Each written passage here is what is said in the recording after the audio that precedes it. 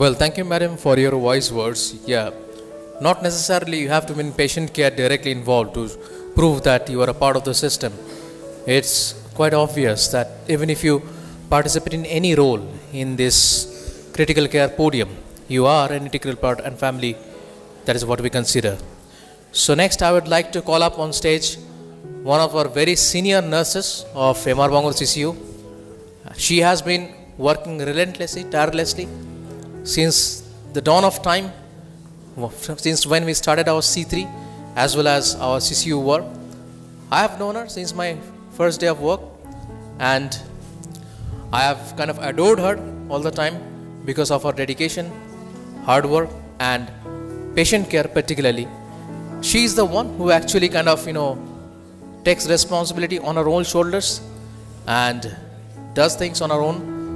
There was an occasion when I came and saw a patient's urine was filled with pus, and I asked her that, what is the case, what is the matter? And she told me that, doctor, she probably has an UTI, and I have asked the other doctor to start an antibiotic already. So these are the things that impresses me the most as a doctor, that my team is so competent that we don't have to wait for somebody else's, for my direct intervention. Always. They already are so proactive that they take their own bold steps in the line of patient care. So that is a person that Archana is, Archana Giri, our senior registered nurse of MR Bangalore CCU. Now I would like to welcome her to give her presentation. I am confident this will be one of the most exciting ones. Archana, please come over to the stage. Thank you. A warm round of applause for Archana Giri. Yes.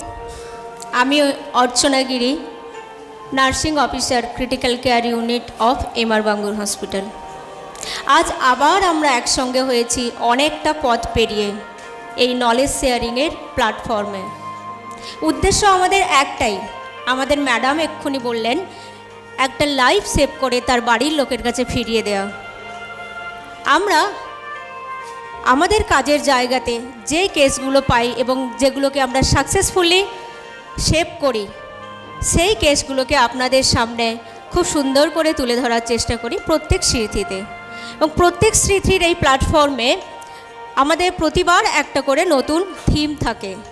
এবারে আমাদের theme haemodynamics. আর এবারের আমার আজকের যে topic, আইনোটোপ and vasoactive drug.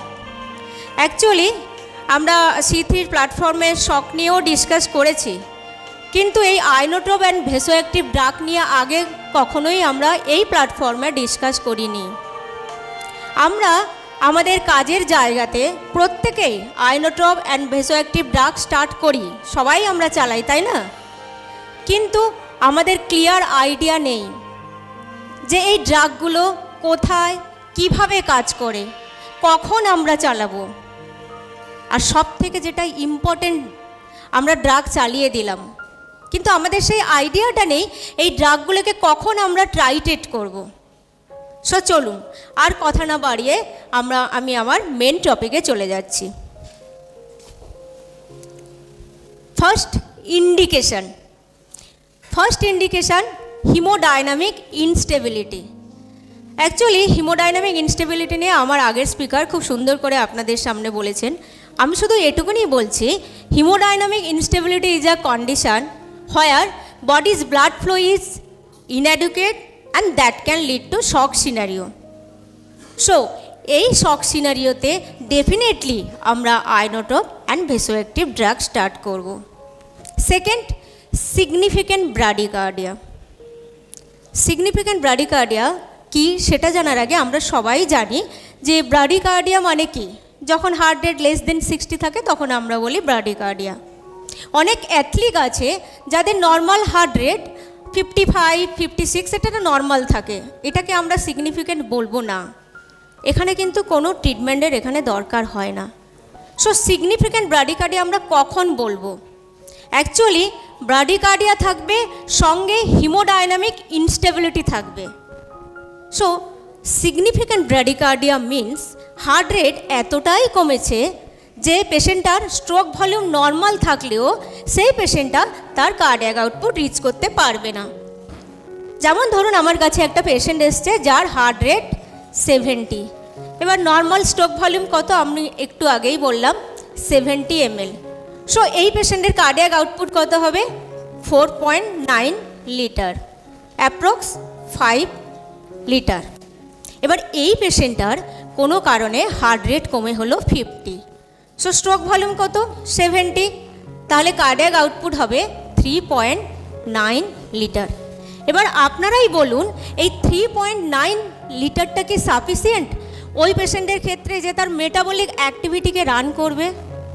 Impossible. So that patient definitely land into shock scenario. So এই কন্ডিশনে আমরা আইনোটোপ এবং ভেসোঅ্যাক্টিভ ড্রাগ স্টার্ট করব। Next, drug toxicity. কিছু ড্রাগ আছে যেমন ফেনিটোইন, ডিগক্সিন, বিটা ব্লকার, এই ড্রাগগুলো দিলে সিগনিফিক্যান্ট ব্রাডিকার্ডিয়া হতে পারে। সো এই ড্রাগগুলোর ড্রাগ টক্সিসিটিকে ট্রিট করার জন্য আমরা অ্যান্টিডট হিসেবে আইনোটোপ এবং ভেসোঅ্যাক্টিভ ড্রাগ স্টার্ট করব। তবে এখানে একটা ইম্পর্টেন্ট কথা আমার বলার আছে যে আমরা হিমোডাইনামিক ইনস্টেবিলিটিকে ট্রিট করছি। So our target of treatment কি? আওয়ার টার্গেট অফ ট্রিটমেন্ট হলো যে হিমোডাইনামিক স্টেবিলিটি আনার মাধ্যমে এটিপিকে রান করানো। আর যদি এটিপি রান করে তাহলে প্রত্যেক সেলের সোডিয়াম, পটাশিয়াম, এটিপিএর যে পাম্পগুলো আছে সেইগুলো ভালো করে ফাংশন করবে। সো সোডিয়াম, পটাশিয়াম, এটিপিএস পাম্পগুলো যদি ফাংশন করে সেল অ্যালাইভ থাকবে, তাহলে সেল যদি অ্যালাইভ থাকে তাহলে সেলগুলো তার মেটাবলিক অ্যাক্টিভিটিকে মেনটেন করবে। এবার দেখুন, আমরা জানি কার্ডিয়াক অ্যারেস্টের যে কজগুলো আছে সবাই আমরা জানি 5H5T। যতক্ষণ না পর্যন্ত আমরা এই 5H5Tকে রুল আউট করে ট্রিট করতে পারছি ততক্ষণ আমরা যদি এখানে আইনোটোপ এবং ভেসোঅ্যাক্টিভ ড্রাগ স্টার্ট করি তখনও কিন্তু তার হিমোডাইনামিক স্টেবিলিটি আনতে পারবো না। আগেই আমাদের এই 5H5Tকে রুল আউট করে ট্রিট করতে হবে, দেন তারপর আমরা আইনোটোপ এবং ভেসোঅ্যাক্টিভ ড্রাগ স্টার্ট করতে পারি। আরেকটা ইম্পর্টেন্ট ফ্যাক্টর যেটা আমরা কনসিয়াসলি এই 5H5T থেকে বাদ দিয়েছি সেটা হলো হাইপোগ্লাইসিমিয়া। কেন আমরা বাদ দিয়েছি? কারণ আমরা জানি হাইপোগ্লাইসিমিয়াতে আমাদের বডিতে অ্যাডিনার্জিক ক্রাইসিস তৈরি হয় and there will be neoglucogenesis from liver and PCT. So that's why হাইপোগ্লাইসিমিয়াকে এই 5H5T থেকে আমরা বাদ দিয়েছি। কিন্তু দেখুন, যদি কোনো পেশেন্টের কার্ডিয়াক অ্যারেস্ট হয়তো হয়নি কিন্তু তার হিমোডাইনামিক ইনস্টেবিলিটি থাকার জন্য সেই পেশেন্টটা তো সাফিসিয়েন্ট গ্লুকোজ পাচ্ছে না, বিকজ তার হাইপোগ্লাইসেমিয়া আছে, সো এটিপি তৈরি হবে না। আর একটা জিনিস, 60 CVS-এ হয়তো সেই পরিমাণে তার হাইপোগ্লাইসেমিয়া হয়নি, বাট 60 CVS-এ ব্লাডের মধ্যে তার অসমোলারিটিটা কম থাকে, সো এখানে ব্লাড প্রেশারটা আমরা কম পাবো। সো দ্যাটস ওয়াই এখানে যদি আমরা 25% ডেক্সট্রোজ দিই তাহলে ব্লাড প্রেশারটা মেনটেন করবে। সো এই 5H5T এবং হাইপোগ্লাইসেমিয়া যদি থাকে তাহলে এই তিনটে জিনিসকে আগেই আমাদেরকে রুল আউট করে ট্রিট করতে হবে, দেন আমরা inotrope and vasoactive drug start করব। Next, type of vasoactive and inotrope যে আছে সেই টাইপগুলো হলো inodilator, inopressor, pure vasopressor and miscellaneous. Actually এই টাইপগুলোর আন্ডারে কী কী ড্রাগ আছে সেটা জানার আগে আমরা জেনে নিই কেন এইভাবে ক্যাটাগরি করা হয়েছে।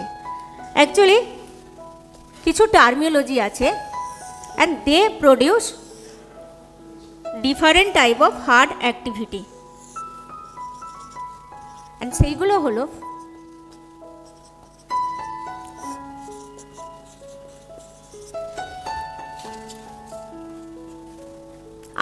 chronotropy, inotropy, dromotropy, backmotropy and vasoconstriction.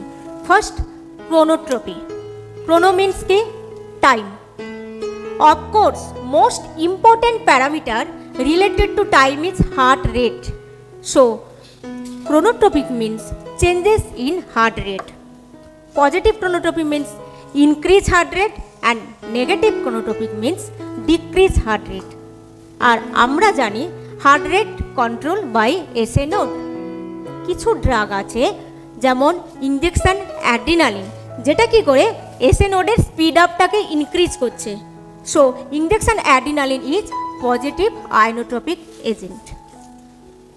আবার অ্যাসিটাইলকোলিন, যেটা এসএ নোডের স্পিড আপটাকে কমাচ্ছে, সো হার্ট রেট কমছে। So acetylcholine give negative chronotropic effect. Next inotropy. Ino means কি ফোর্স, আর tropy means change. So inotropy means changes in force of contraction.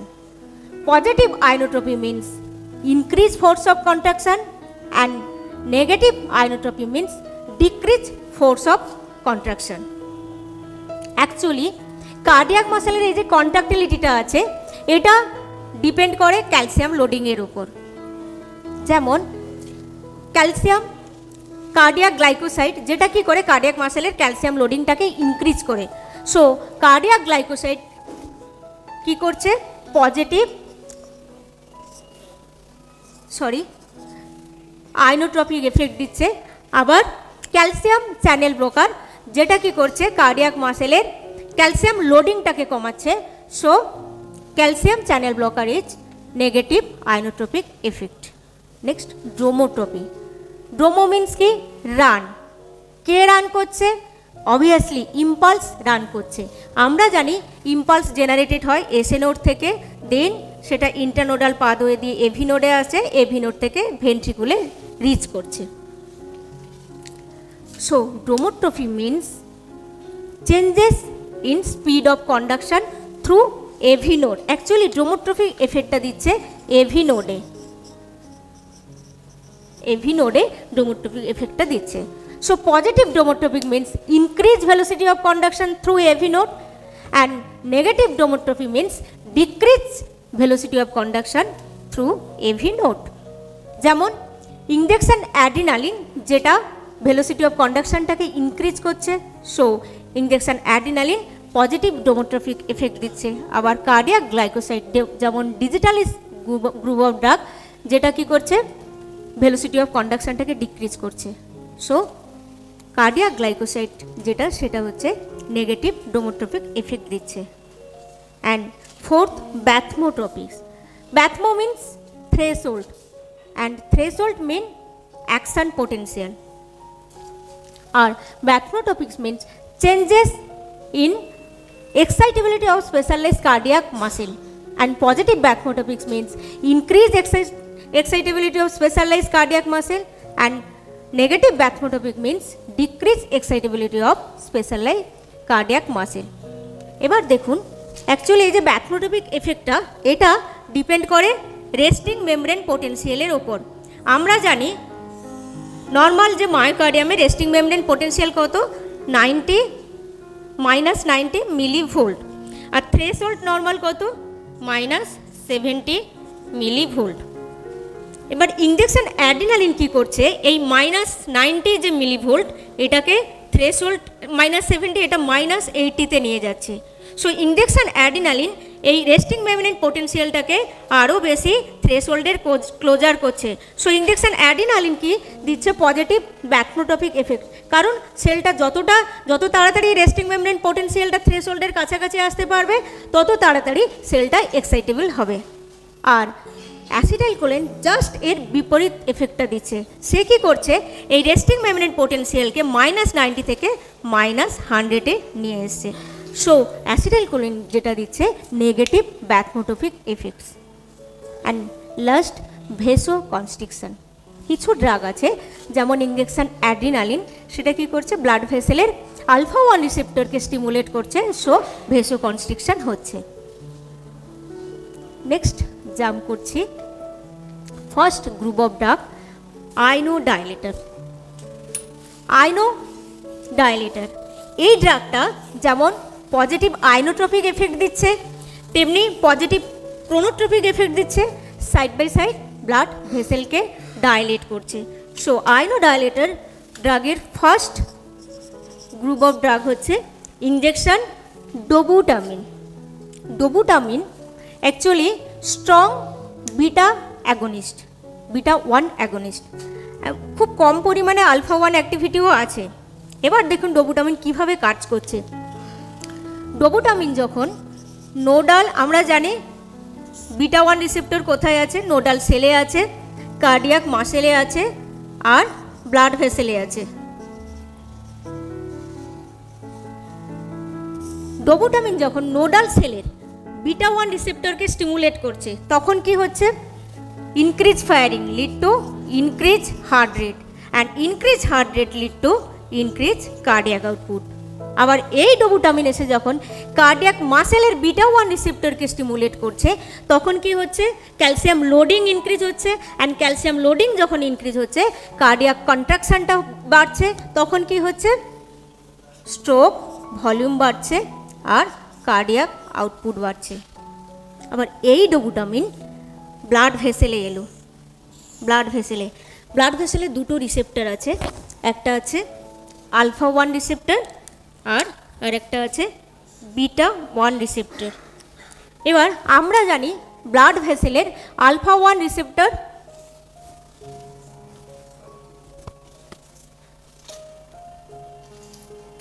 Blood ভেসেলের alpha 1 receptor stimulatory receptor and beta 1 inhibitory receptor. Normal যে neurotransmitter noradrenaline সে কী করছে, blood ভেসেলের alpha 1 রিসেপ্টরকে stimulate করছে। সো ব্লাড ভেসেলের আলফা 1 রিসেপ্টরকে যখন স্টিমুলেট করছে তখন কি হচ্ছে, ব্লাড ভেসেল কনস্ট্রিক্ট করছে। এবার ডোবুটামিন এসে ব্লাড ভেসেলের বিটা 1 রিসেপ্টরকেও, বিটাকে ভালোবাসে, বিটা 1 রিসেপ্টরকে স্টিমুলেট করছে। সো বিটা 1 রিসেপ্টরকে যখন স্টিমুলেট করছে, বিটা তখন বলছে আমি এবার ফিল্ডে নেমে গেছি, আমি এতক্ষণ ঘুমোচ্ছিলাম, এবার আমি ফিল্ডে নেমে গেছি, এবার আলফা তুমি এবার সাপ্রেস হও। ও কী করছে, বিটা তখন বিটা 1 আলফা 1কে ও ইনহিবিট করছে। সো বিটা 1 যখন আলফা 1-এর কাজটাকে ইনহিবিট করছে, এতক্ষণ অবধি আলফা 1 করেছিল ভেসো কনস্ট্রিকশন। সো ডোবুটামিন এসে যখন বিটা 1কে স্টিমুলেট করলো তখন ব্লাড ভেসেল ডাইলেট করলো।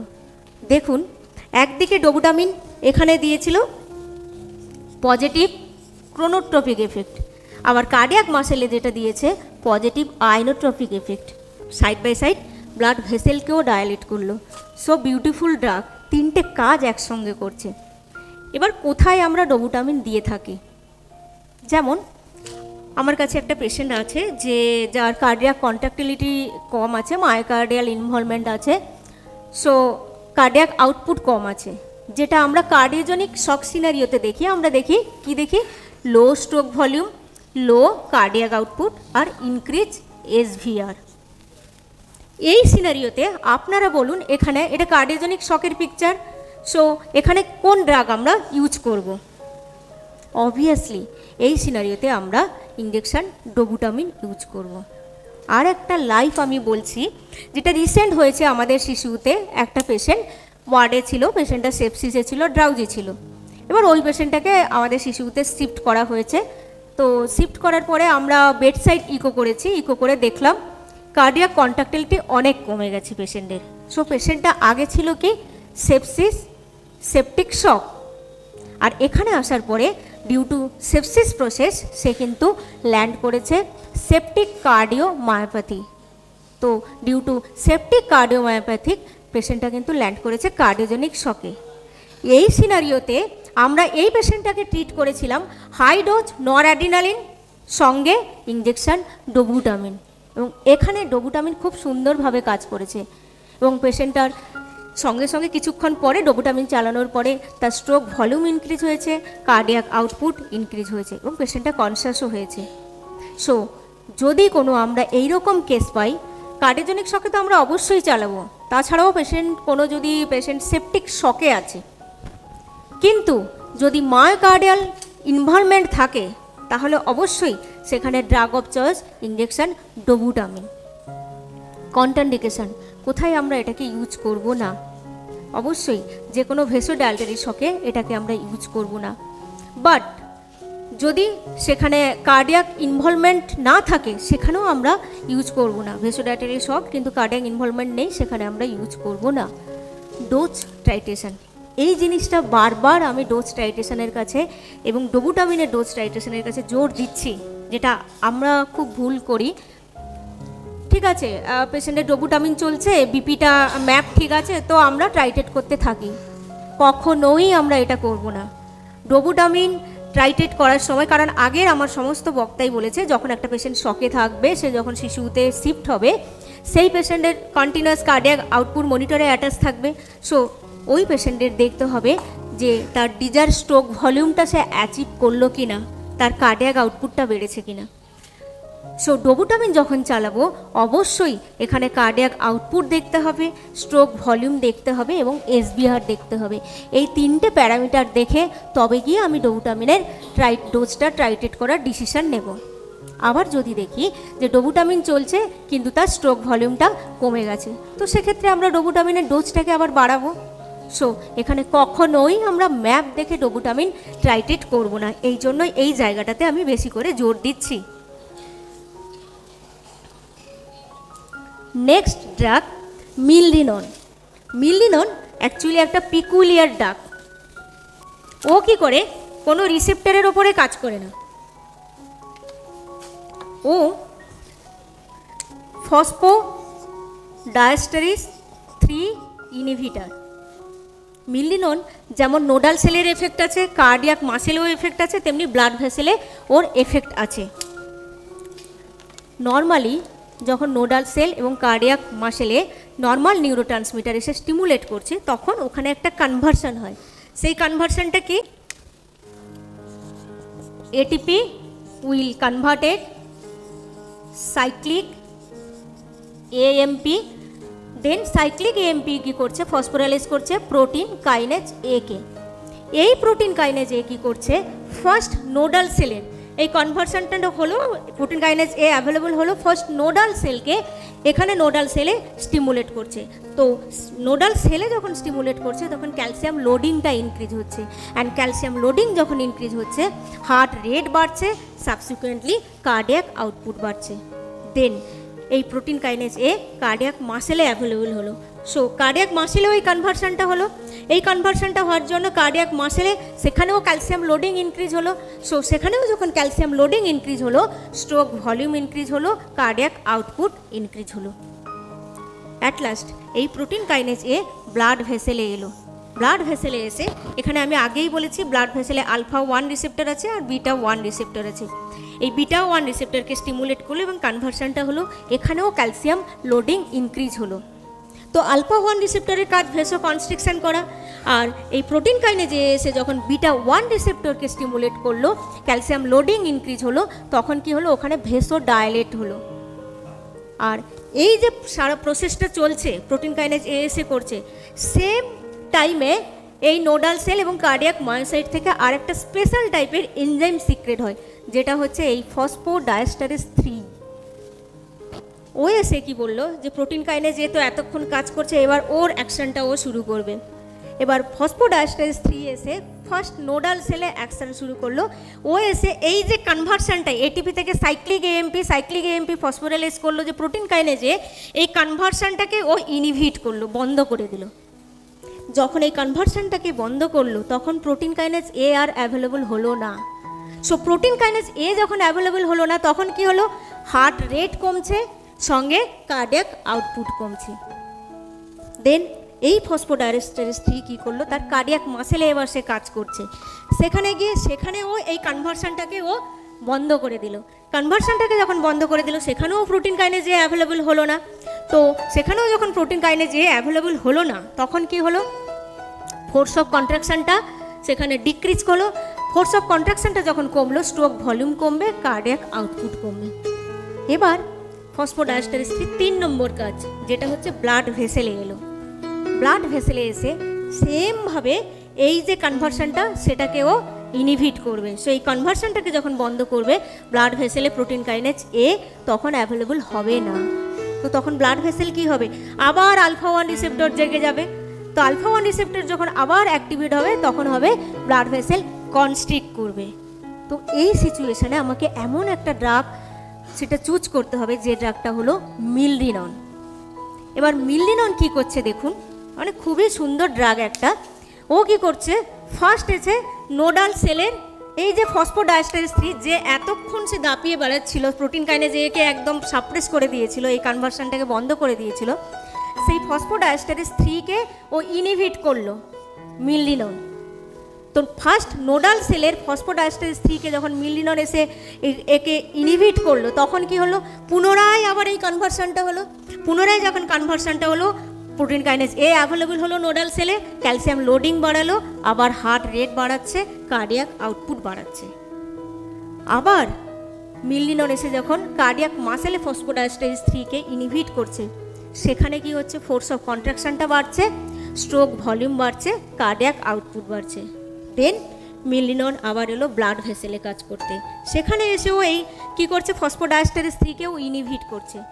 যখনই ফসফোডাইএস্টারেজ 3-কে ইনহিবিট করছে, পুনরায় আবার এই কনভার্সনটা হলো। কনভার্সনটা যখন হলো, ব্লাড ভেসেলে প্রোটিন কাইনেজ এ ওয়াইডলি অ্যাভেলেবল হলো। তো প্রোটিন কাইনেজ এ যখন অ্যাভেলেবল হলো, তখন কি হলো, আবারও ব্লাড ভেসেল ডাইলেট করলো। এটাও এত সুন্দরভাবে তিনটেভাবে কিন্তু ও 3 জায়গায় অ্যাকশন করছে। ইন্ডিকেশন, অবশ্যই আমরা কার্ডিওজেনিক শকে মিললিনন ইউজ করব। কন্ট্রান্ডিকেশন আমরা কোনো এখানে যেখানে হচ্ছে ভেসোডাইলেটরি শক, সেখানে এটাকে দেব না। ডোজ টাইট্রেশন, অবশ্যই এখানে ডোবুটামিনের মতো আমরা এর অ্যাকর্ডিং টু সিভিপি দেখব, আর স্ট্রোক ভলিউম দেখব, আর এসবিআর দেখে ডোজটা টাইট্রেট করব। নেক্সট ড্রাগ যেটা আয়নোডাইলেটরের আন্ডারে আছে, last isoproterenol. Isoproterenol beta 1 agonist. ওর অ্যাকচুয়ালি ফোর্স অফ কন্ট্রাকশনের ওপর এতটা অ্যাকশান নেই, বেশি অ্যাকশান আছে রেট অফ কন্ট্রাকশনের ওপরে। এবার কোথায় আমরা এটাকে ইউজ করি, তার আগে আমি এর মেকানিজম অফ অ্যাকশানটা বলি। যখন আইসোপ্রোটিনল নোডাল সেলের বিটা 1 রিসেপ্টরকে স্টিমুলেট করছে, তখন কি হচ্ছে, ক্যালসিয়াম লোডিং ইনক্রিজ হচ্ছে, হার্ট রেট ইনক্রিজ হচ্ছে, স্ট্রোক ভলিউম বাড়ছে, আর কার্ডিয়াক আউটপুট বাড়ছে। কোথায় আমরা এটাকে ইউজ করি, যদি আমাদের কাছে কোনো পেশেন্ট একটা এসছে, হার্ট ব্লক পেশেন্ট বা এভিনোড কোনো ডিসফাংশন আছে, তাকে টেম্পোরারি প্রেসিং করতে হবে, তো প্রেসিং করতে আমাদের দেরি হচ্ছে, কিংবা প্রেসিং ফেলিওর হতে পারে, এই সিচুয়েশানে বেস্ট ড্রাগ অফ চয়েস আইসোপ্রোটিনিনল। এই সিচুয়েশানে কিন্তু আইসোপ্রোটিনিনলকে আমরা ইউজ করি। ইন্ডিকেশান আমি আগেই বলেছি, এখানেই বললাম, হার্ট ব্লকের দিই। কন্ট্রান্ডিকেশান, যেখানে ট্যাকি অ্যারিথমিয়া থাকে, সেখানে আইসোপ্রোটিনিনল আমরা দেব না।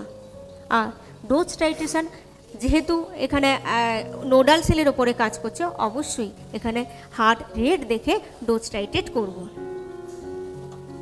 নেক্সট আমি একটা কেস সিনারিও দিচ্ছি আপনাদেরকে, আপনারা এটা সলভ করবেন। 65 years old male victim present with acute MI with following vitals, BP 85/45, heart rate 45, respiratory rate 36, SpO2 70 in room air. এবার আপনারা বলুন, এইখানটায় এই সিচুয়েশানে এই পেশেন্টটা আমার কাছে এসছে, এখানে ড্রাগ অফ চয়েস কী হবে, আপনারা বলুন, কি ড্রাগ দেব? এতক্ষণ যে বললাম আয়নোডাইলেটর, সেই 3টে গ্রুপের আন্ডারে কোন ড্রাগকে এখানে চুজ করব বলুন?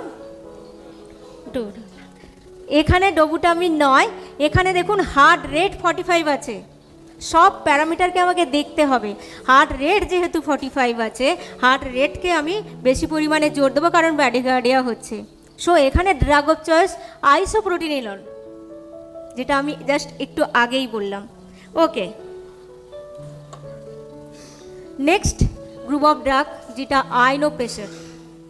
আয়নোপ্রেশার দেখুন, আগেই যেমন আমি বলেছিলাম, আয়নোডাইলেটর পজিটিভ আয়নোট্রপিক এফেক্ট দিচ্ছে, পজিটিভ কনোট্রপিক এফেক্ট দিচ্ছে, সাইড বাই সাইড ব্লাড ভেসেলকে ডাইলেট করছে।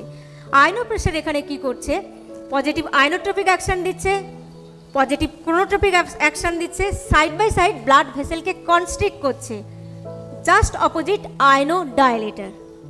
এই গ্রুপের মধ্যে কী কী ড্রাগ আছে দেখে নিই আমরা।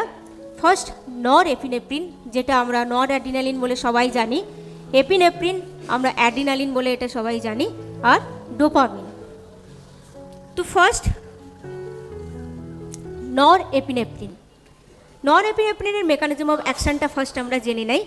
নর epinephrine strong alpha 1 receptor agonist, side by side এটা বিটা 1 রিসেপ্টরও অ্যাগনিস্ট। এবার নর এপিনেফ্রিন কী করছে, ব্লাড ভেসেলের এটা হচ্ছে আর্টারিয়াল সাইড, এখানেও আলফা 1 রিসেপ্টর আছে, আবার ভেনুল সাইডেও আলফা 1 রিসেপ্টর আছে।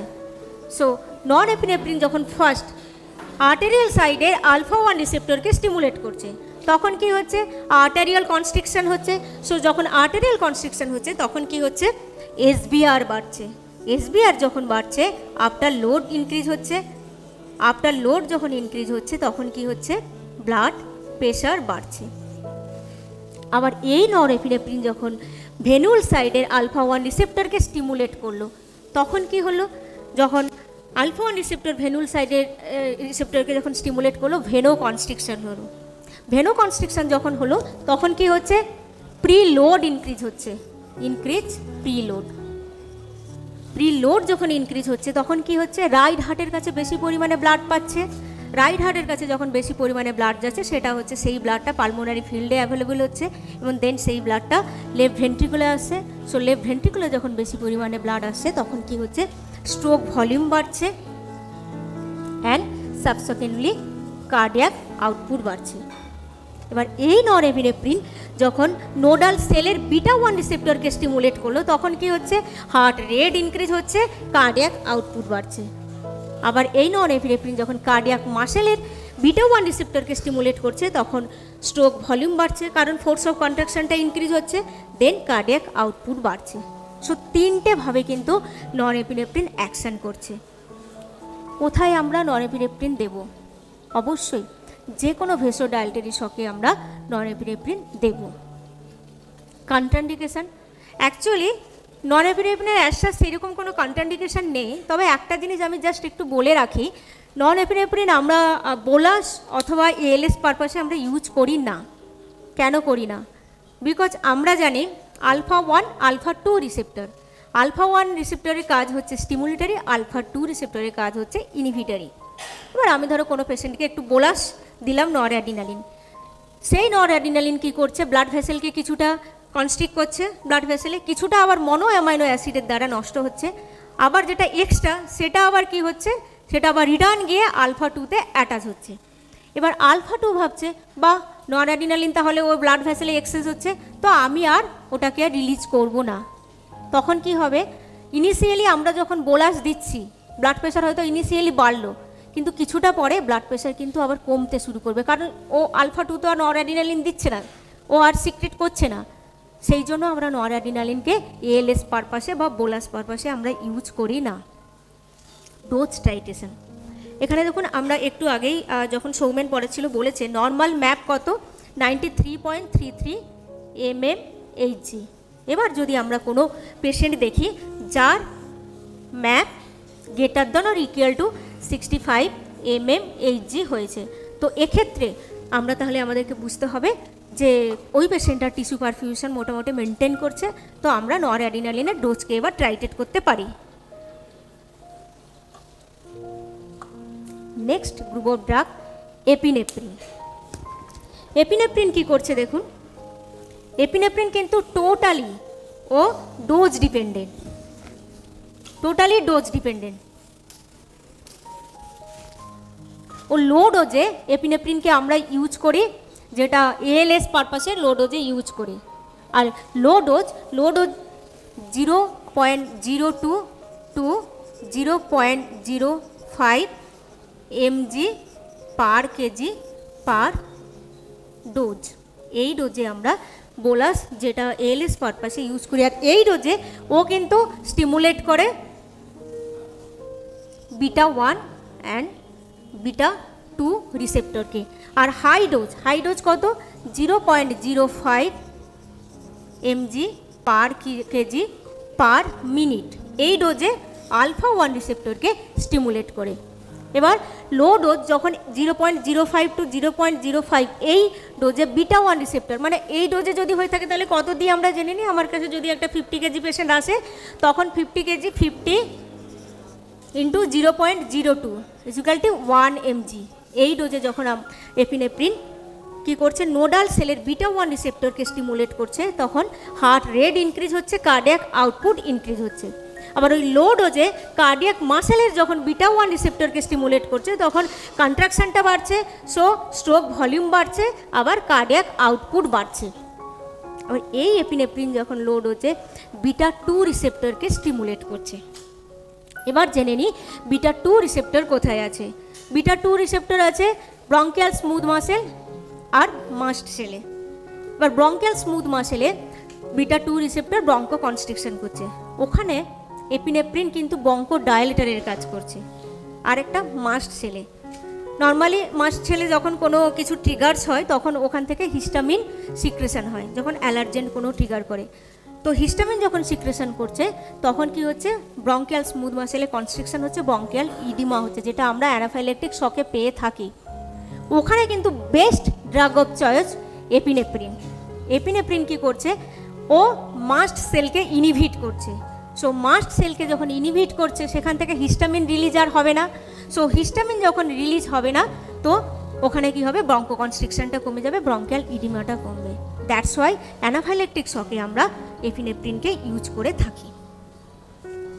কন্ট্রাইন্ডিকেশন, কন্ট্রাইন্ডিকেশন এটা বলার আগে আমার একটা কথা এখানে বলার আছে। অ্যাকচুয়ালি এপিনেফ্রিন একটা কাজ করে, যেটা আমি আগেই যেটা বললাম, এপিনেফ্রিন কন্ট্রাইন্ডিকেশন বলার আগে আমি আলফাটা বলে নিই আমি, যেটা আলফাতে ও হাই ডোজে 0.05 mg পার কেজি পার মিনিটও আলফা রিসেপ্টরকে স্টিমুলেট করছে। আলফা রিসেপ্টর ব্লাড ভেসেলে আছে, আলফা রিসেপ্টরকে যখন স্টিমুলেট করছে তখন কি করছে, ভেসো কনস্ট্রিক্ট করছে। এবার এপিনেফ্রিন যখন এই আলফা রিসেপ্টরকে যখন ভেসো কনস্ট্রিক্ট করছে মানে আমরা ইনফিউশনে চালাচ্ছি। তো এখানে একটা কাণ্ড করে, ও কি করে, আমরা জানি লিভারে বিটা সেল আছে, বিটা সেলকেও স্টিমুলেট করছে। বিটা সেলকে যখন স্টিমুলেট করছে তখন গ্লুকোজ বেশি পরিমাণে ভাঙছে। গ্লুকোজ যখন বেশি পরিমাণে ভাঙছে তখন কি হচ্ছে, পাইরুভেট অ্যাসিড তৈরি হচ্ছে। তো ও কি করছে, ও ক্রেবস সাইকেলে ঢুকতে পারছে না। তো ক্রেবস সাইকেলে যখন ঢুকতে পারছে না তখন ল্যাকটেট তৈরি করছে। লিভার কোনো কিছুকে মেটাবলিজম না করে ব্লাডে ছাড়ে না, লিভার ওই ল্যাকটেটকে মেটাবলিজম করে ব্লাডে এবার ছাড়ছে। দ্যাটস ওয়াই যখন আমরা এপিনেফ্রিন ইনফিউশন চালাই তখন আমরা ব্লাডে যখন এবিজি টেস্ট করি ল্যাকটেটটা বেশি পাই, কিন্তু এই ল্যাকটিক অ্যাসিড প্রিসিপিটেট করতে পারে না। সো এখানে কোনো ভয়ের কিছু নেই। তো কন্ট্রাইন্ডিকেশন আর একটা যেটা, অবশ্যই ভেসো কনস্ট্রিকটিভ শকে আমরা এপিনেফ্রিনকে দেব না। ডোজ টাইটেশন, এখানেও আমরা অ্যাকর্ডিং টু ম্যাপ দেখে ডোজ টাইটেট করব। যদি দেখি ম্যাপ গ্রেটার দেন 65 বা ইকুয়াল টু 65 থাকে দেন আমরা এপিনেফ্রিনকে টাইটেট করব। থার্ড যে ড্রাগ আছে যেটা হলো ডোপামিন। অ্যাকচুয়ালি ডোপামিনটা আমাদের একটু ভালো করে বুঝতে হবে। ডোপামিন একটা পিকুলিয়ার ড্রাগ, যেটা আমরা শেপ 3 গাইডলাইনে ইউজ করি না। ডোপামিনও অ্যাকচুয়ালি ডোজ ডিপেন্ডেন্ট। ডোপামিন যখন 1 to 4 mcg per KG per minute এই ডোজে ইউজ করছি। এটা একটা ডোজ। আর একটা ডোজ আছে 5 to 10 mcg per KG per minute. আর একটা ডোজ আছে যেটা 10 to 15 mcg per KG per dose না মিনিট। এবার 1 to 4 mcg per KG per মিনিটে ডোপামিন স্টিমুলেট করছে ডোপামিন টাইপ অফ রিসেপ্টর और D1 রিসেপ্টরকে। আর 5 to 10 mcg per KG per মিনিটে ডোপামিন স্টিমুলেট করছে বিটা 1 রিসেপ্টরকে। আর 10 to 15 mcg per KG per মিনিটে ডোপামিন স্টিমুলেট করছে আলফা 1 রিসেপ্টরকে। এবার দেখুন একটা ড্রাগ 3টে টাইপ অফ রিসেপ্টরকে ও স্টিমুলেট করছে। এবার D1 রিসেপ্টর কোথায় থাকে? অ্যাকচুয়ালি D1 রিসেপ্টর থাকে হার্টের কার্ডিয়াক মাসেলের D1 রিসেপ্টর থাকে। আর কোথায় থাকে? আমাদের কিডনিতে, কিডনির যেটা অ্যাফারেন্ট আর্টারিয়াল আছে এখানে হচ্ছে D1 রিসেপ্টর থাকে। আর থাকে পিসিটিতে D1 রিসেপ্টর। এবার D1 রিসেপ্টর কিন্তু অ্যাকচুয়ালি যেমন বিটা 1 রিসেপ্টরের মতো ওর কাজ, ভেসেলকে ডাইলেট করে, সেমভাবে D1 রিসেপ্টর ভেসেল ডাইলেট করে। এবার D1 রিসেপ্টর নন ফাংশনাল থাকে। এখানে ডোপামিন এসে যখন এই 1 to 4 mcg per KG per minute এই ডোজে দিচ্ছি ও D1 রিসেপ্টর অ্যাফারেন্ট আর্টারিয়ালসে ফার্স্ট স্টিমুলেট করছে। তখন কি হচ্ছে, এই জায়গাটাও ডায়ালেট করছে, অ্যাফারেন্ট আর্টারিয়ালসটা ডায়ালেট হচ্ছে। ডায়ালেট যখন হচ্ছে, বেশি পরিমাণে ব্লাড ফিল্ট্রেশন সাইডে অ্যাভেলেবেল হচ্ছে। সো ব্লাডের সঙ্গে বেশি পরিমাণে সোডিয়ামও আসছে, কিন্তু পিসিটিতে সোডিয়াম অনেকটাই এলো। এবার পিসিটিতে আসার পরে পিসিটিতে ডোপামিন, এই যে D1 রিসেপ্টর, ও চুপচাপ থাকে নন ফাংশনাল অবস্থায়। এবার ডোপামিন এসে পিসিটির যে D1 রিসেপ্টর আছে ওকে স্টিমুলেট করলো। ওকে যখন স্টিমুলেট করলো, ও আর কি করছে, কোনো সোডিয়ামকে, একটাও সোডিয়ামকে এখানে রিটেন হতে দিচ্ছে না। সো সোডিয়াম যখন রিটেন হতে দিচ্ছে না, সমস্ত সোডিয়াম বাইরে বেরিয়ে যাচ্ছে ইউরিনের মাধ্যমে। এবার সোডিয়ামের একটা বন্ধু আছে, সোডিয়াম কি করছে, সোডিয়াম যখন যাচ্ছে ও জলকেও টেনে নিয়ে বেরিয়ে যাচ্ছে। সো ডোপামিন যখন আমরা দিই, আমরা ইনিশিয়ালি দেখি বাহ এই পেশেন্টটা তো খুব ভালো ইউরিন আউটপুট হচ্ছে, কিন্তু না, অ্যাকচুয়ালি সিভিয়ার ডিহাইড্রেশন প্রিসিপিটেট করলো। তাহলে 1 to 4 mcg per KG per মিনিটে যখন D1 রিসেপ্টরকে স্টিমুলেট করলো, তখন সিভিয়ার ডিহাইড্রেশন প্রিসিপিটেট করলো। দেন আমি একটু আগেই বলেছি কার্ডিয়াক মাসেলের D1 রিসেপ্টর আছে। এবার কার্ডিয়াক মাসেলের যখন D1 রিসেপ্টরকে ডোপামিন স্টিমুলেট করলো, তখন কি হলো, ফোর্স অফ কন্ট্রাকশনটা বাড়লো, SBR বাড়লো, কার্ডিয়াক আউটপুট বাড়লো।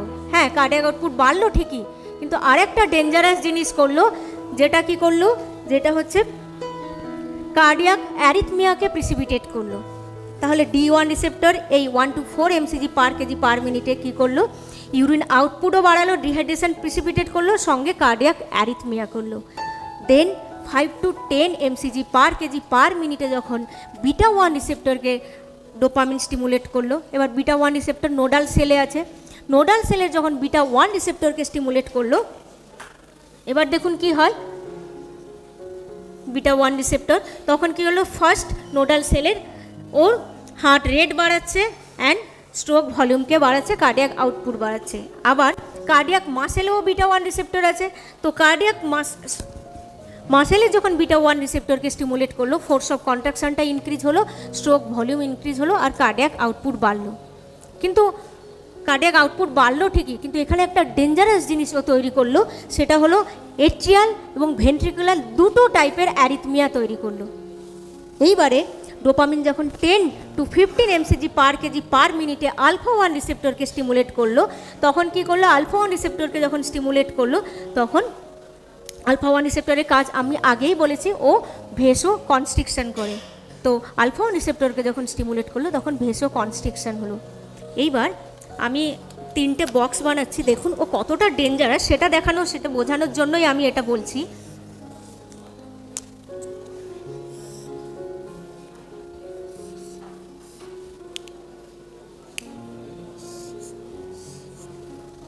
First 1 to 4 mcg per KG per minute এই ডোজ। সেকেন্ড কি 5 to 10 mcg per KG per minute. Third 10 to 15 mcg per KG per minute. এই 3টে ডোজ এখানে ডোপামিনকে দেওয়া হয়। তো ফার্স্ট যখন এই ডোজে 1 to 4 mcg per KG per ডোজে ও স্টিমুলেট করলো D1 রিসেপ্টরকে। Second 5 to 10 mcg per KG per মিনিটে ও স্টিমুলেট করলো কাকে, β1 রিসেপ্টরকে। Third 10 to 15 mcg per KG per মিনিটে ও স্টিমুলেট করলো কাকে, α1 রিসেপ্টরকে। এবার ফার্স্ট যখন এই ডোজে ও কী করলো, D1 রিসেপ্টরকে স্টিমুলেট করলো। তো D1 রিসেপ্টরের কাজটা তো থাকলো, সে কিন্তু তার কাজ করছে। তোমার তার কাজ কি, ও ডিহাইড্রেশন প্রিসিপিটেট করছে, সঙ্গে অ্যারিথমিয়া করছে। তাহলে এই ডোজে ডিহাইড্রেশন প্লাস অ্যারিথমিয়া, সঙ্গে যখন আবার এই ডোজে দিচ্ছি তখন এটাও কন্টিনিউ হচ্ছে, সঙ্গে এর অ্যাকশানটাও কন্টিনিউ হচ্ছে। এর অ্যাকশানকে এট্রিয়াল এবং ভেন্ট্রিকুলার অ্যারিথমিয়া করছে। থার্ড ও এই ডোজে 10 to 15 ডোজে ও α1 রিসেপ্টরকে স্টিমুলেট করে ও ভেসো কনস্ট্রিকশন করছে। তাহলে দেখুন এই 3টে জিনিস যখন একসঙ্গে চলে তখন ওই পেশেন্টটা কতটা ওরসেন হবে। দ্যাটস ওয়াই আমরা ডোপামিনকে SAFE 3 গাইডলাইনে ইউজ করা নিষিদ্ধ, আমরা ইউজ করি না। এখানে ডোপামিনের ইন্ডিকেশন আমি আর ডিটেলস বলছি না, বিকজ আমি তো বলেই দিলাম এটা ইউজ করা নিষিদ্ধ। কন্ট্রাইন্ডিকেশন এনি টাইপ অফ শক, এটাকে আমরা ইউজ করব না। Dose titration obviously according to map আমরা ডোপামিনকে টাইট্রেট করব। নেক্সট গ্রুপ অফ ড্রাগ বলার আগে আমি আগে কেসে যাই। একটা কেস দেখুন, 44 years old lady with acute appendicitis present with peritonitis with following vitals, যেটা BP 66/32, heart rate 145 and respiratory rate 36। আপনারা বলুন এখানে ড্রাগ অফ চয়েস কি হবে? এখানে কি ড্রাগ দেব আমরা? কি ড্রাগ? ঠিক আছে, আমি বলে দিচ্ছি। এখানে drug of choice injection nor epinephrine or nor adrenaline. Next group vasopressor. Vasopressor বলার আগে এই গ্রুপের আন্ডারে তিনটে ড্রাগ আছে। একটা ভেসোপ্রেসিন, ফিনাইলেপ্রিন, অ্যাঞ্জিওটেনসিন 2। আমি এখানে ফিনাইলেপ্রিন আর অ্যাঞ্জিওটেনসিন 2 নিয়ে ডিসকাস করব না, কারণ ফিনাইলেপ্রিন আর অ্যাঞ্জিওটেনসিন 2, ফিনাইলেপ্রিন অ্যাভেলেবল আছে, ওটা আই ড্রপ হিসেবে যেটা ডিকনজেশনের কাজে লাগে। আর অ্যাঞ্জিওটেনসিন 2 আমাদের ইন্ডিয়ান মার্কেটে শিশুতে অ্যাভেলেবল নেই। যেটা আমরা ওয়ার্ল্ডলি অ্যাভেলেবল পাই সেটা হলো ভেসোপ্রেসিন, এবং সেটা গভর্নমেন্ট সাপ্লাই, প্রত্যেকটা শিশুতে ভেসোপ্রেসিন আছে। সো আমরা তাহলে এই ভেসোপ্রেসিন নিয়েই কথা বলি। First mechanism of action. Vasopressin কাজ করে দুটো টাইপের রিসেপ্টর, একটা হচ্ছে V1 রিসেপ্টর আর একটা হচ্ছে V2 রিসেপ্টর। তো V1 রিসেপ্টর কোথায় আছে? V1 রিসেপ্টর আছে ব্লাড ভেসেলের আর্টেরিয়াল সাইডে আছে V1 রিসেপ্টর, আর V2 রিসেপ্টর আছে কিডনির কালেক্টিং ডাক্টে। এবার দেখুন ভেসোপ্রেসিন এসে যখন ব্লাড ভেসেলের V1 রিসেপ্টরকে স্টিমুলেট করছে তখন কি হচ্ছে? তখন এই আর্টেরিয়াল সাইড আমি বলেছি, সো আর্টেরিয়াল কনস্ট্রিকশন হচ্ছে। So that will lead to increase SVR and increase afterload and subsequently increase blood pressure। আবার এই ভেসোপ্রেসিন যখন কিডনির কালেক্টিং ডাক্টের V2 রিসেপ্টরকে স্টিমুলেট করছে তখন কি হচ্ছে? অ্যাকচুয়ালি ভেসোপ্রেসিন হচ্ছে, এটা হচ্ছে অ্যান্টি ডায়রেটিক হরমোন। সো কিডনির কালেক্টিং ডাক্টের V2 রিসেপ্টরকে যখন স্টিমুলেট করছে তখন অ্যাকোয়াপোরিন ইনক্রিজ হচ্ছে, increase aquaporin, and that will lead to increase reabsorption. So reabsorption যখন ইনক্রিজ হচ্ছে তখন কি হচ্ছে? ব্লাড ভলিউম বাড়ছে, অ্যান্ড ব্লাড ভলিউম যখন বাড়ছে ব্লাড প্রেশার বাড়ছে। সো ভেসোপ্রেসিন কিন্তু দুটো দিক থেকে ব্লাড প্রেশারটাকে বাড়াচ্ছে। এক V1 রিসেপ্টরকে স্টিমুলেট করছে আর্টেরিয়াল সাইডে, তখন SVR ইনক্রিজ হচ্ছে প্লাস ব্লাড প্রেশার বাড়ছে। আবার V2 রিসেপ্টরকে যখন স্টিমুলেট করছে অ্যাকোয়াপোরিন ইনক্রিজ হচ্ছে আর ব্লাড প্রেশারটা ইনক্রিজ হচ্ছে, বিকজ অফ রিঅ্যাবজর্পশন ইনক্রিজ হচ্ছে। তাই এবার কোথায় আমরা দেব? অবশ্যই যে কোনো ভেসোডাইলেটরি শকে আমরা ভেসোপ্রেসিন দেবো ফার্স্ট। সেকেন্ডারি একটা ইন্ডিকেশন আছে যখন হচ্ছে সেন্ট্রাল ডায়াবেটিক ইনসিপিটাস পেশেন্ট থাকে, যাদের হাইপোথ্যালামাস থাকে, ADH সিক্রেশনটা হয় না ব্রেন হার্নিয়েশনের জন্য। এই সিচুয়েশানে কি হয়? যখনই ADH সিক্রেশনটা হচ্ছে না তখন কি হচ্ছে? অ্যাকোয়াপোরিন আর ইনক্রিজ হচ্ছে না, সো রিঅ্যাবজর্পশনও হচ্ছে না। রিঅ্যাবজর্পশন যখন হচ্ছে না তখন ইউরিন হয়ে বেরিয়ে যাচ্ছে, বেশি পরিমাণে ওয়াটার যখন বেরিয়ে যাচ্ছে ব্লাড ভলিউম কম হচ্ছে। ব্লাড ভলিউম যখন কম থাকছে ব্লাড প্রেশারও কম থাকছে। তো এই সিচুয়েশানে অবশ্যই আমরা এখানে ভেসোপ্রেসিন স্টার্ট করব। কন্ট্রাইন্ডিকেশন অবশ্যই ভেসোকনস্ট্রিকটিভ শকে আমরা ভেসোপ্রেসিনকে দেব না। Dose titration according to MAP, যেমন আমি আগেই বলেছি ম্যাপ 65 গ্রেটার দেন 65 আর ইকুয়াল টু 65 যদি থাকে তখন আমরা ভেসোপ্রেসিনকে টাইট্রেট করব। লাস্ট গ্রুপ অফ ড্রাগ যেটা হচ্ছে মিসলেনিয়াসের কি মধ্যে কি আছে? মেথিলিন ব্লু, একটা ইন্টারেস্টিং ড্রাগ।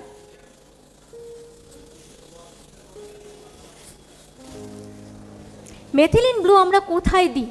যখন অন্য কোনো ভেসোঅ্যাক্টিভ ড্রাগ দিয়েও কোনো কাজ করছে না সেখানে কিন্তু আমরা মেথিলিন ব্লু দিয়ে থাকি। অ্যাকচুয়ালি রিফ্র্যাক্টরি ভেসোপ্লেজিক শকে মেথিলিন ব্লু দিয়ে থাকি।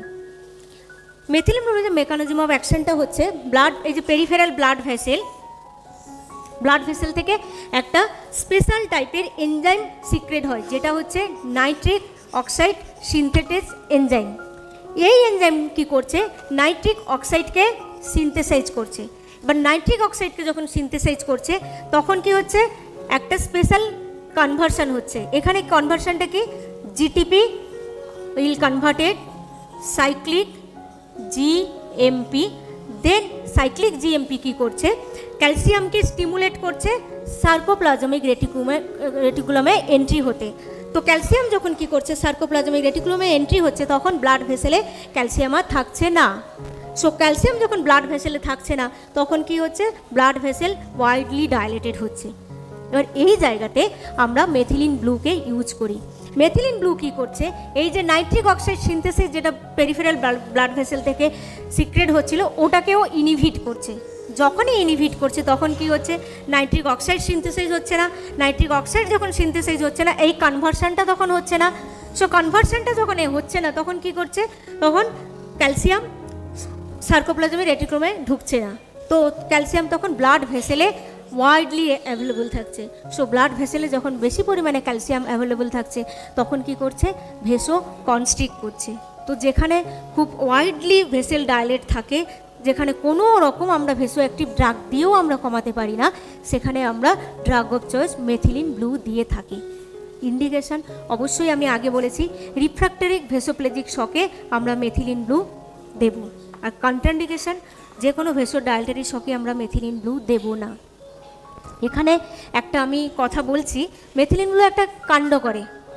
যখন মেথিলিন ব্লু দেয়া হয়, তখন ও বডির সমস্ত কিছুকে ব্লু করে দেয়, ইনক্লুডিং আরবিসিকে।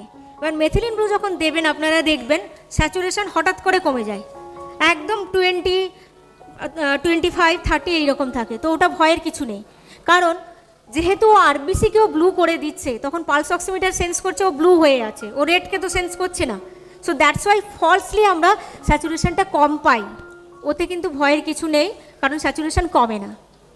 আর মেথিলিন ব্লু যখন আমি দেব, ডোজ টাইট্রেশন এটা তো ম্যাপ দেখেই করব, কিন্তু যখন দেব তার আগে অবশ্যই এটা দেখতে হবে যে এর সেন্সিটিভিটিটা ঠিক আছে কি না। তো সেটা দেখার জন্য ফার্স্ট 1 mg আমাদেরকে বোলাস দিতে হবে, দেখতে হবে সেন্সিটিভিটিটা ঠিক আছে কি না। যদি সেন্সিটিভিটি ঠিক থাকে, দেন 1 to 2 mg per KG per মিনিটে আমরা 48 to 72 আওয়ার্স কন্টিনিউ করব। আর যদি দেখি সেন্সিটিভিটি ঠিক নেই, দেন আমরা এটাকে কন্টিনিউ করব না। আর ডোজ টাইট্রেশন তো বলেই দিলাম অ্যাকর্ডিং টু ম্যাপ। তো এখানে আমার ড্রাগ শেষ হলো, ড্রাগগুলো বললাম আমি, ভেসো অ্যাক্টিভ আয়োনোট্রপ ড্রাগ। কিন্তু বললেও আমার যেটা বলার উদ্দেশ্য, যে আমরা নলেজ শেয়ারিংয়ের মাধ্যমে আমরা একটা ডেথকে আমরা কমাতে পারি, প্লাস একটা প্রাণকে সেভ করতে পারি। সো চলুন, আমাদের এটাই অঙ্গীকার থাকবে যে আমরা আরও এগিয়ে যাব, আরও এগিয়ে প্রত্যেকটা লাইফকে যাতে আমরা সেভ করতে পারি। Thank you everybody.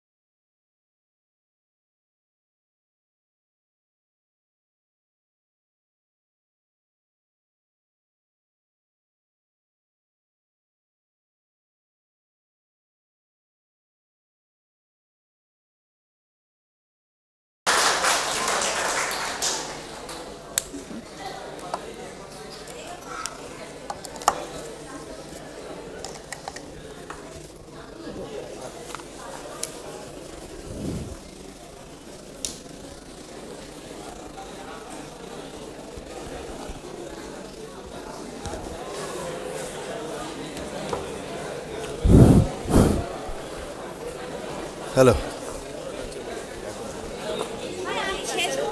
হ্যাঁ জানি না বন্ধ ওরা করে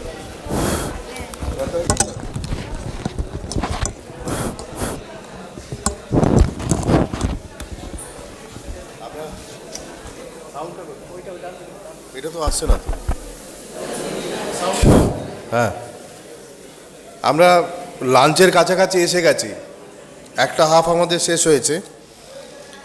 নেক্সট লাঞ্চ সেশনে যাওয়ার আগে একটা ছোট্ট অ্যানাউন্সমেন্ট, যেটা প্রত্যেকটা সিথ্রিতেই আমরা করে থাকি। আমাদের কিছু স্টার এমপ্লয়ি, যাদের ছাড়া আমাদের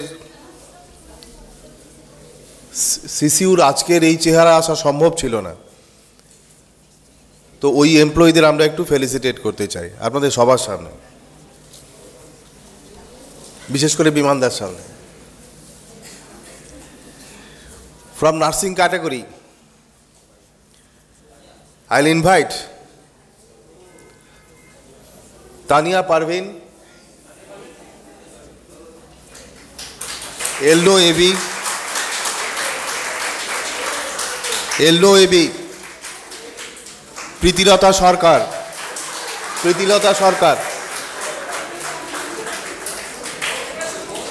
From medical technologist, Krishna Roy,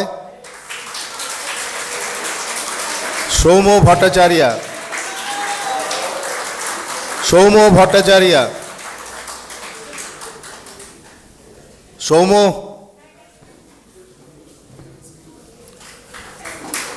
from hospital assistant, Partho Sarkar, Somnath Das, Ward boy, Prashanto,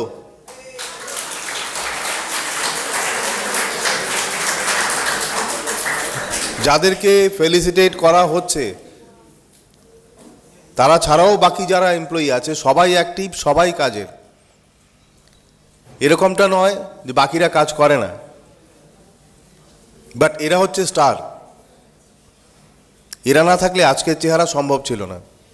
এদের প্রত্যেকের কন্ট্রিবিউশন নিজের নিজের জায়গায় বিভিন্ন রকম, সেগুলো বলে শেষ করা যাবে না। তো আমরা আজকে জাস্ট ওদের ফেলিসিটেট করে নিজেরা একটু খুশি হই। সুদীপ্ত,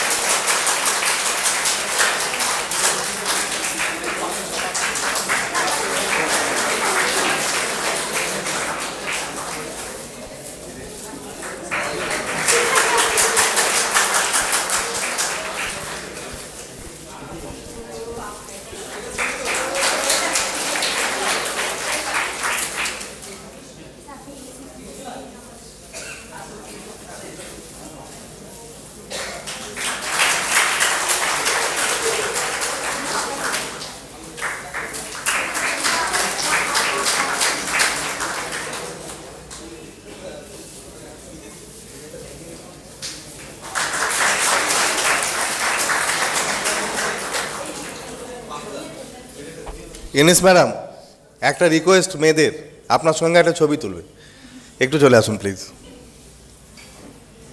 আর আমাদের সিস্টার ইনচার্জ কোথায়? আসতে হবে না, your presence is more than sufficient. Sister ইনচার্জকে ডাকো।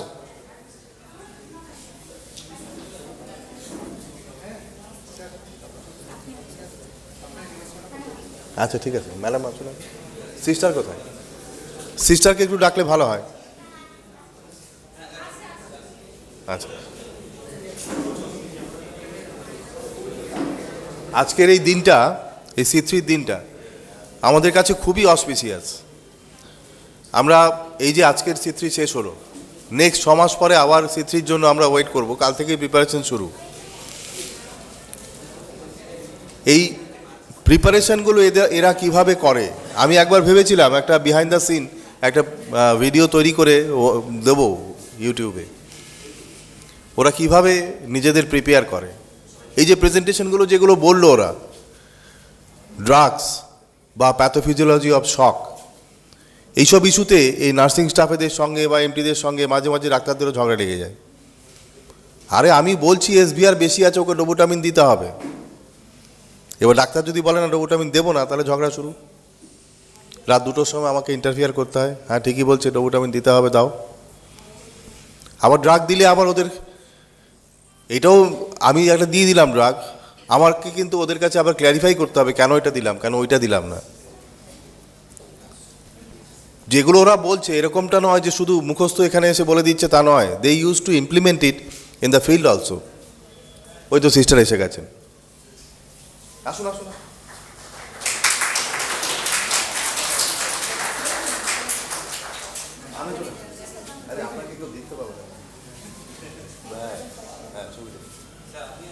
এই তো আমি আসছি, বল না, আমি